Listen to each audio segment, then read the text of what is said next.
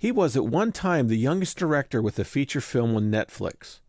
Writer and director Rob Smat is with me to talk about his film, The Last Whistle, and a soon-to-be-released documentary. Welcome to the Ministry of Motion Pictures podcast, where only the foolhardy and headstrong dare to venture. For within these humble halls you may find your heart stirred to join the ranks of a Christian film movement, to storm the world with God-glorifying media.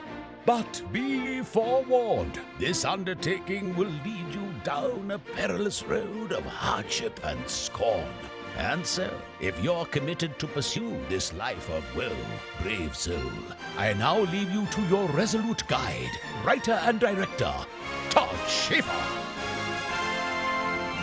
Writer and director Rob Smat made his feature film The Last Whistle when he was just 23 years old. It won a number of awards at some film festivals and was picked up by Netflix. The writing and directing in this film demonstrates a maturity of someone much older than 23. Though it's not intended to be a faith film, faith does play a role in this story. Rob is currently completing a documentary called Walkout, and it's making the rounds at the festivals this year. This USC grad is just at the beginning of his career, and it'll be very interesting to watch his career develop over the next decade. This is episode 60.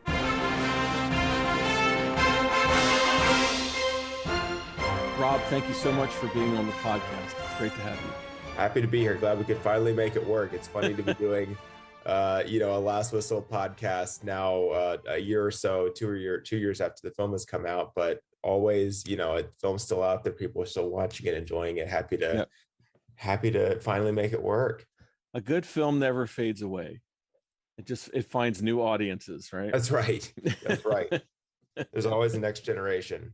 So I was introduced to your work through your feature film, which I think is a solid film. And it's a story about a high school football coach who pushes his team too hard, and one of the star players collapses from the punishment laps and dies. And it's a really interesting character piece, not just around the issue of coaches pushing their players too hard, but it also had a really nice story about the character himself, Victor, the coach, which I found very, very intriguing. It won Best Film at the Austin International Film Festival. It also won Deep in the Heart of Film Fest. Right, it's the Australian Inspirational Film Festival. Yeah, our release didn't time up with Austin, and I don't think we were big enough to play any film festival bigger than the one that we debuted at, which is a great festival and one that I very much enjoyed premiering at, and may with my next movie, we'll see if it times up right.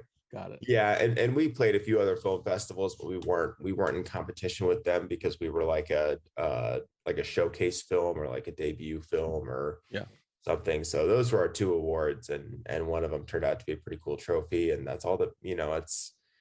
Film festival awards are great, but if there's no cool trophy connected with them, what's the point?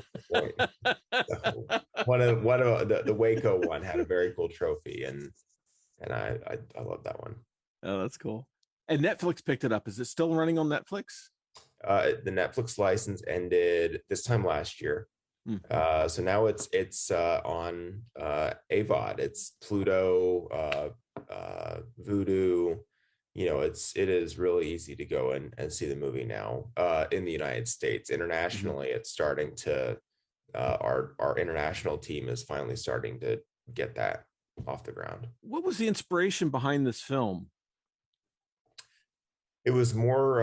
It was a few things. The primary inspiration was there was a reality television show that was on the El Rey network called Rebel Without a Crew, and it was hosted by Robert Rodriguez, the director, and it was based on his groundbreaking book about making El Mariachi. And so I got the info on how to apply for that, and I was like, well, I don't have anything that fits a really, really low budget. So let me pull together what I can, and that was where and I thought, what, I've always wanted to do a movie about kids collapsing on the field. That's something that's always bothered me. I've always wanted to know more about that, bring awareness to it.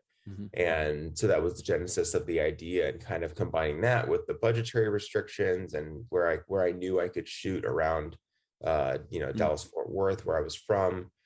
And yeah, that was the inspiration for it. And in the end, they didn't really gauge the submissions to the show based on what would make the best movie, who had the best resume. It was based on looks, and they said, we've got this many men, this many women, we've already cast the men, so we're not interested. And so that was what I was like, all right, I'm going to try to go do it myself. So they tried to put something together, and you just went somewhere else to do it. Well, no, it was for like, do you know the show Project Greenlight? Yes, I do, actually. Okay. So it was Robert Rodriguez's like spin-off of Project Greenlight. Project Greenlight, they try to go make a movie for a couple $100,000, maybe $1 million. This was trying to redo the $7,000 production budget that he had for El Mariachi. Okay. Which is kind of silly because inflation adjustment, like none of it works out the same way.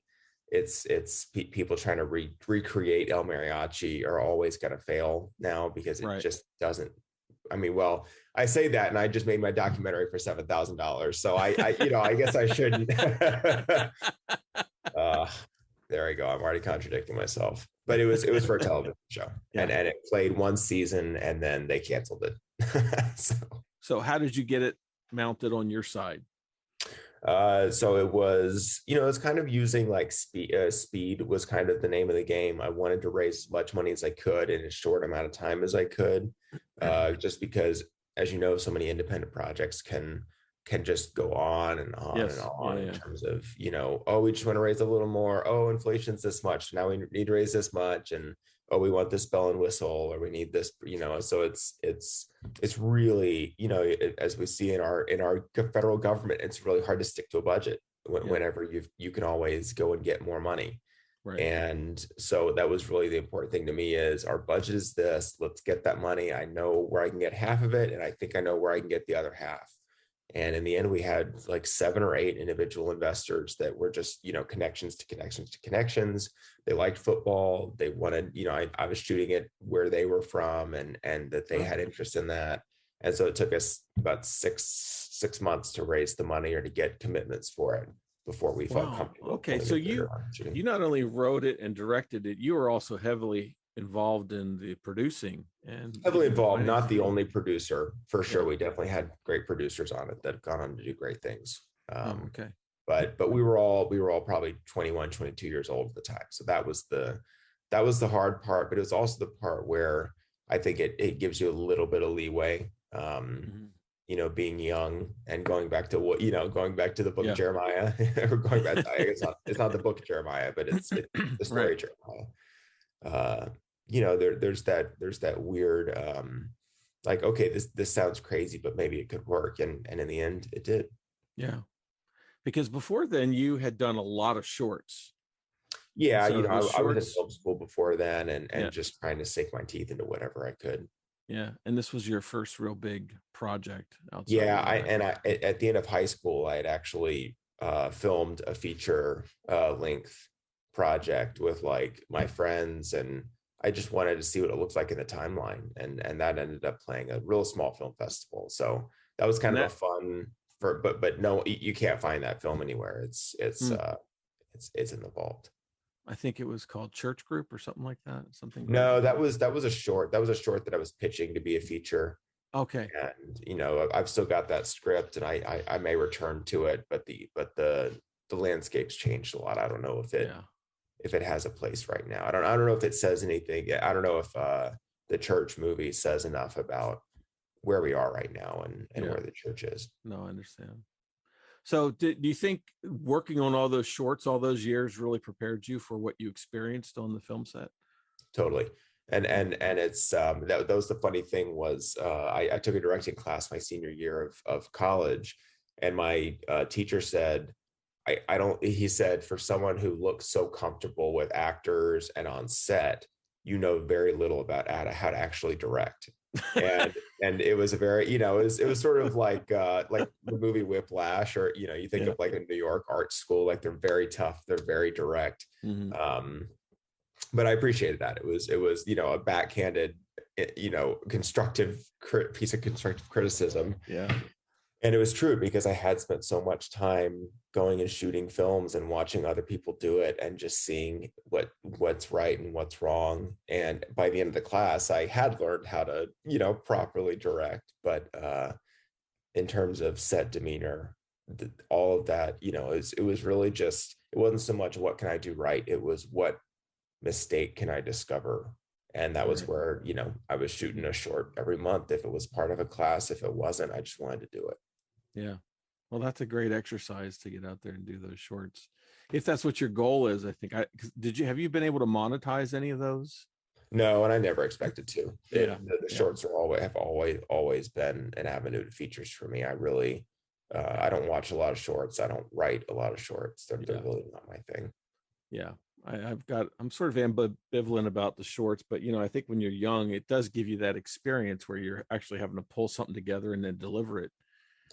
Yeah, and that's invaluable. That's invaluable. I really like a short if it's a pitch for a feature. Yeah. But even that is starting to not even, even for the bigger scale stuff, they'd rather just have a book. It's kind of interesting. It's, I think the only thing that I feel like that's really worked out with lately was like that drone video that, went through that Chicago like bowling alley. Like, okay, that, that's a short that will get you work, because it shows something new. It brings a fresh perspective to the medium. Yeah. But it's really hard to do that now, because we are so postmodern. Yeah, I think so. And that kind of thing, it'll get you a job maybe if you want to direct, but if you want to be a creator where you're writing and directing, that may not be the avenue to go. Sure, because they've always got 100 other people that have gone and done the feature at this point, and are first in line, and it's just it's nuts. I think that's kind of been the hardest thing to discover ever since graduating now, which was 5 or 6 years ago, which is just, there's not a lot of people that are going to help you. Yeah. It's that there are people that can help you at certain stages, and I think once you get to a certain point, there are a lot of people that can really help you, and once you have the a little bit of acclaim and that sort of thing. But in between, there's just this valley of this arid valley where it's like you're just begging for manna as you like struggle through it. No, yeah, that's for sure. So did Last Whistle, was that experience, and then finally having that project done, did that give you any more credibility with your investors or with other producers? Yeah, it did. And Last Whistle released June 2019, and then it went on to Netflix August 2019, and so it was sort of late 2019 when I was really trying to get out there and say, hey, here's what I did. I think, I never officially figured it out, but one of my crew texted me and said, hey, I think you're the youngest director on Netflix right now. Like who else, because I was probably 23 or 24 at that point. That's incredible. And thanks. That's still something I carry with me. And that's sort of out of all the film festival awards, that's the one thing I'll keep on the bio, was briefly youngest director on Netflix. I don't know. Again, I never confirmed that, and I really should. Yeah. But there's really no way I would say one of, not necessarily the. But anyway, so I was trying to kind of bring that around and say, hey, but I think that it really timed up at the same time that, well, I kind of learned two things. One is that, reps at that time were looking for a very specific kind of indie filmmaker to represent. And I didn't fit that mold. And at the same time, a lot of people in the industry just want to take what you've done, change it a little bit, and then go do it again. Yeah. And I didn't want to, I given the opportunity, I would have, and I did attach myself to a sports film that fell apart after, but I don't think there were a lot of sports films getting made at the time Last Whistle came out. And so no one was looking at the movie thinking, oh, I've got this other football movie that needs an indie director. It's just, just not how it works. Hmm. And then, third, I think that I was hoping for, I wasn't really shooting for film festivals and industry success. I really wanted commercial success. I wanted to, impress investors and have them come back and say, let's go do another movie. And that worked out with one of the investors, but then the people that, COVID started pretty much. Yeah. And COVID killed everything. Yeah. So COVID killed everything. And it's like, I'm glad we got the movie out. I'm glad it wasn't marred by COVID, and we got to watch the business model play out. But COVID was harmful. Were the investors able to make their money back on that? We're still working on it. It's looking like it. Oh, good. That's great. Yeah, I mean, COVID did a lot. It just soured everything. And then on top of it, you had the other layer of the industry just constantly in a flux of change and nobody really knowing what's going to happen. And then COVID sort of threw everything and made it even more confusing. And my biggest production of 2020 was getting married. And okay, there you go. That's another big one. we were trying to get married in San Diego, which is, kind of like Austin is to Texas, where it doesn't match the politics of the rest of the state to a T. Yeah. It's kind of its own thing.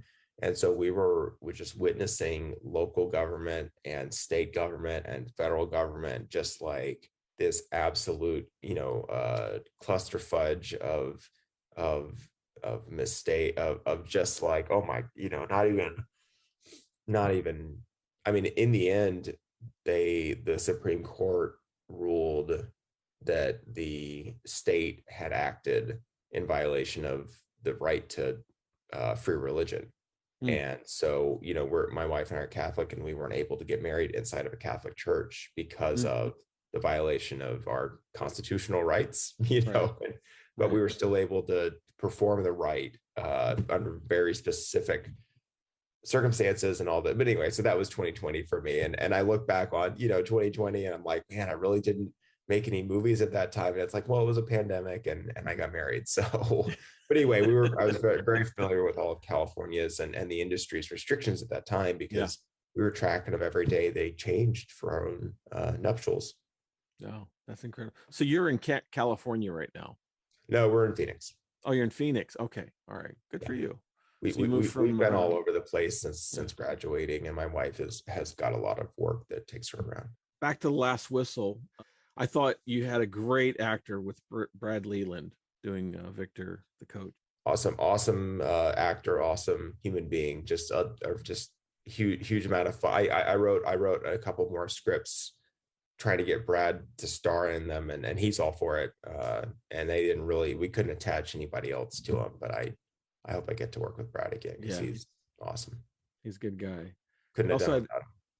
You also had Eric and Sainty Nelson. They've got long careers in acting and producing. So and they're just doing new stuff every day that just keeps getting. And I think that was kind of the fun thing, was we had Eric and Sainty especially. We had so many, Brad's a veteran, but everybody else on the film, actors especially, are very young. Really just not as young as being the producers, but almost. And so many of them, just such incredible talents that I hadn't gotten the opportunity to work with before. Even in film school, even having the acting school right next door to the film school, it's like the acting students aren't, they're great, but they don't, you don't always get that next tier of caliber. And we got that with the actors on Last Whistle, and that influenced the creative aspect quite a bit. Yeah, that's great. And you also gave a start to Brian Tang. I think he'd only done short films before. I don't know if we were his first feature, but we were definitely his first, second, or third. And he gave us a start as much as we gave him one. He was my friend from USC, and again, I hope to work with him again and pay him the big bucks, because he's worth it. Yeah, no, he did a great job on that. It was funny working with him, because and we had worked together before, because I was kind of trying to gear him up to my style of production, which is very much whatever's in the frame is in the frame, and everything else, forget about it.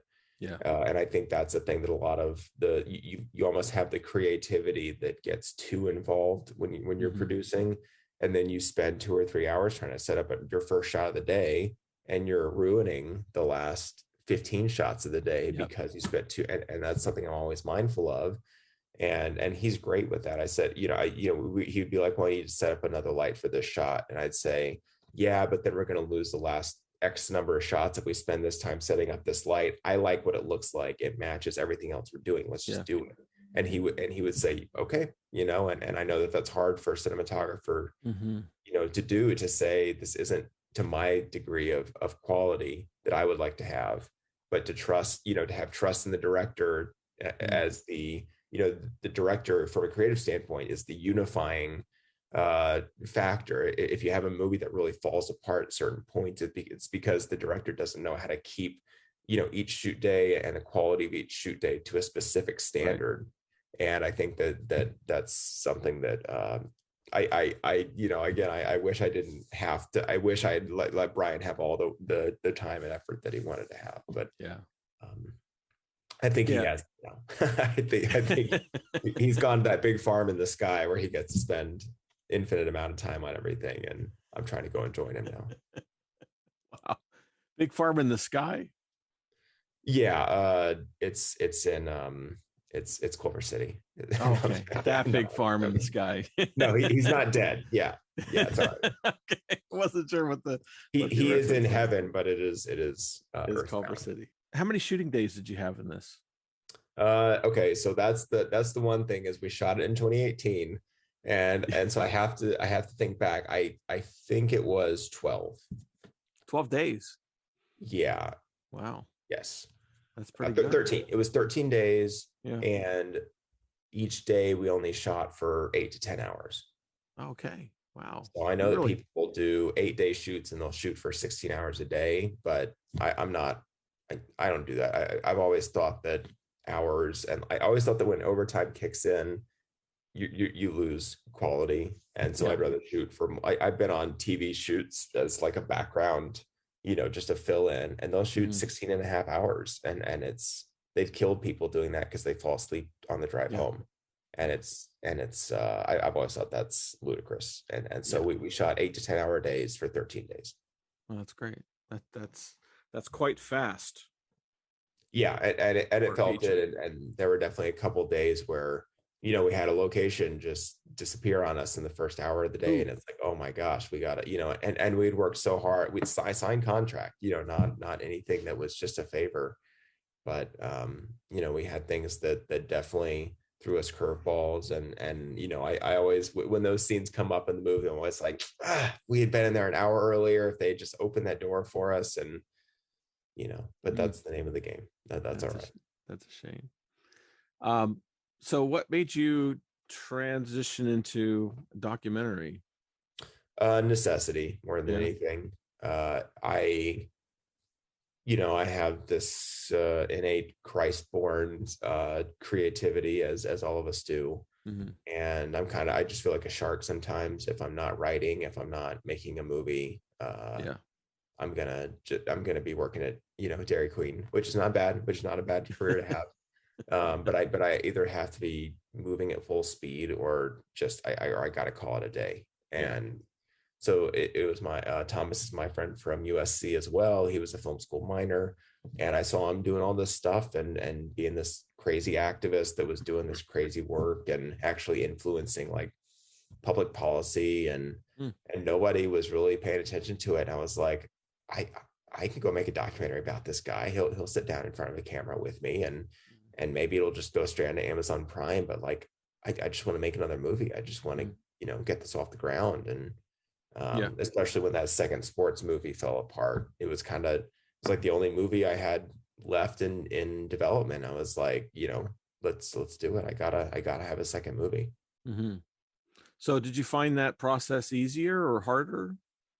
It was easier in different ways and harder in different ways. It's it's the producing is a lot easier because you're not working with 10 or 15 actors and 15 or 20 crew and scheduling and locations and line producing and things like that. It's harder because I didn't really come up, and I know critically, from a cinema studies perspective, a lot about documentary and writing for documentary. Mm-hmm. But in terms of clearances and the legal side of it, and that's definitely that's a part I'm not so familiar with. I'm not as familiar with the composing and the music and the editing side of it, I guess.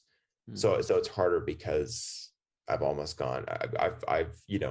I went from what was already a low budget with Last Whistle, and I've cut that by a factor of 10 for a documentary now. And it's just, again, it's out of necessity, but we're applying for grants. We're going to try to get a grant to kind of come in to help me out a little bit. But that was the funny thing with putting this documentary together, is it's like, okay, well, I'm going to shoot like a sizzle reel and then use that to apply. And I'm going to shoot this and use that to apply.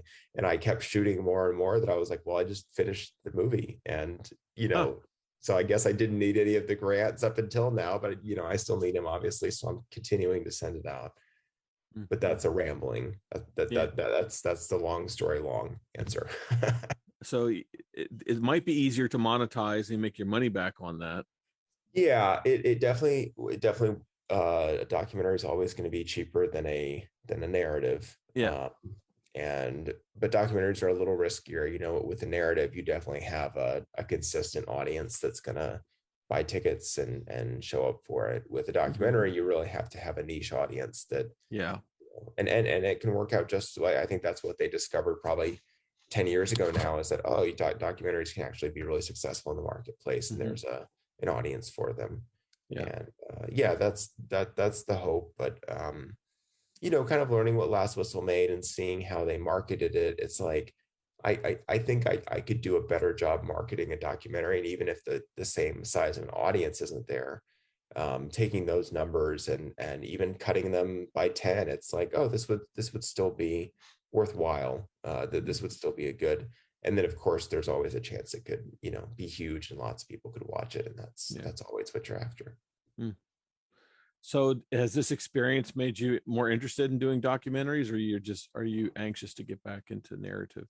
It has made me more interested in documentaries. I really do enjoy. I think documentaries have a lot more room for. There's a lot more artistic bounds that haven't been pushed with documentaries that have already been pushed with narratives. And with documentaries, I think there are too many people still doing it the very traditional way. And I think the hardest part for me with a narrative film is if you have a shot that's missing something, if you have something that doesn't look right, you have to get rid of it. You have to can it, because the film has to maintain a very thin band of quality, even if that thin band is like barely a C-, passing. It's like, but with a documentary, you're using whatever footage you can get a hold of, and you're like, there's there's got to be 60 to 90 seconds of my own film that's probably like 600 by like VGA quality, and it's nuts, but it's a documentary. And as long as the story, it's the commitment to story that makes me like documentary. As long as the story is there, the movie can have some real gaps in how good the footage is. And that's what I like about it, is the freedom and the cheapness. If somebody comes to me and says, hey, I've got $20,000, I want to make a documentary about this musician, it's like, cool, I can actually do that.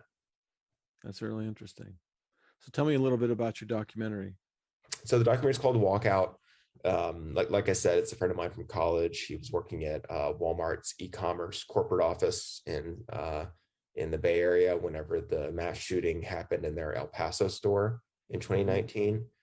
And he basically just blasted out an email to all of their like 20,000 corporate employees saying, taking violent video games off the shelves isn't the answer. I want, me and a number of other employees want actionable policy change within Walmart to address, what's happening, and continues to happen, obviously, as we just saw in Uvalde and Buffalo. And it's just kind of like that rash of gun violence. And so I wanted to make this movie because I grew up around guns and I like sport shooting, and I thought I could bring a really interesting bipartisan moderate approach to the film, and not necessarily preach to the choir with it, but make something that, that I think the message at the end of the, he goes through this period of activism, and spoiler alert, in the end, Walmart takes assault rifle ammo, handguns, they take them off the shelves. If you walk into a Walmart today,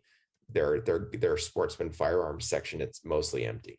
Because they just, they haven't put anything back there. It's still just kind of a, maybe they're thinking about bringing them all back someday, but for now, it's the guns are not on the shelves at Walmart.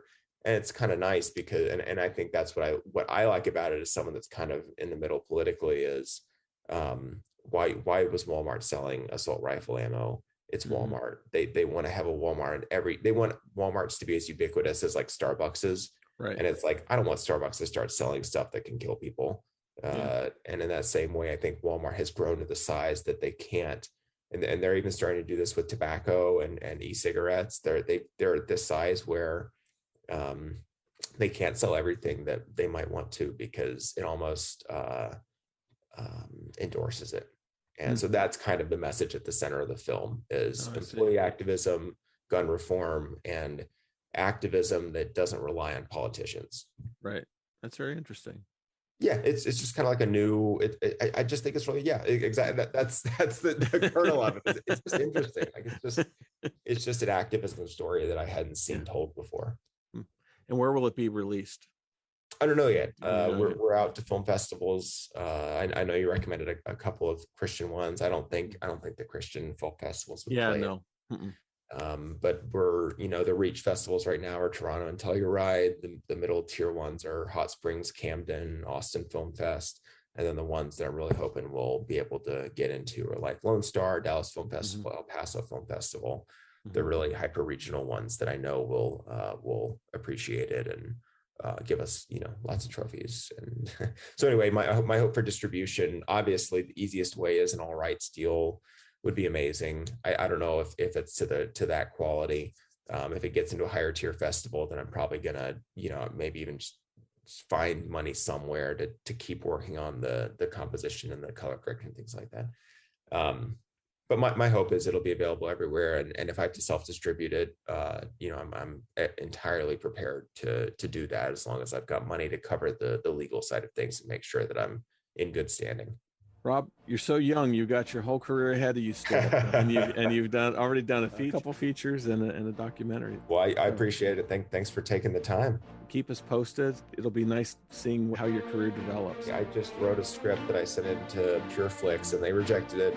But I'm desperately trying to get my biblical dramas produced somewhere. They're there. It's just I don't know. No market for them yet. It's a hard nut to crack. It is. Stay persistent, and it'll come through. That's right. It's the name of the game. Terrific, Rob. I thank you so much for being on the podcast and sharing your story with us. Keep in touch. You'll find links to where you can watch The Last Whistle in the show notes of this episode. Our time together draws to a close, valiant filmmaker. We trust your heart has been warmed and your soul nourished. Your host has been Todd Schaefer, creative director of the faith-based independent production house Glorious Films and animation director at Tonic DNA, where he toils on productions for the major Hollywood establishment. If you wish to support the work of the ministry, or simply buy your overworked host a fancy $5 coffee to keep him warm and caffeinated as he pecks out his next script, you can do so on our website at ministryofmotionpictures.org. Again, that's ministryofmotionpictures.org. And you can help spread the word by feeding the algorithms when you share, like, link, follow, subscribe, or leave a nasty comment on our social media. Until we see you again, I adjure you, in the name of our Lord, go forth and boldly create film. What we do in life echoes in eternity.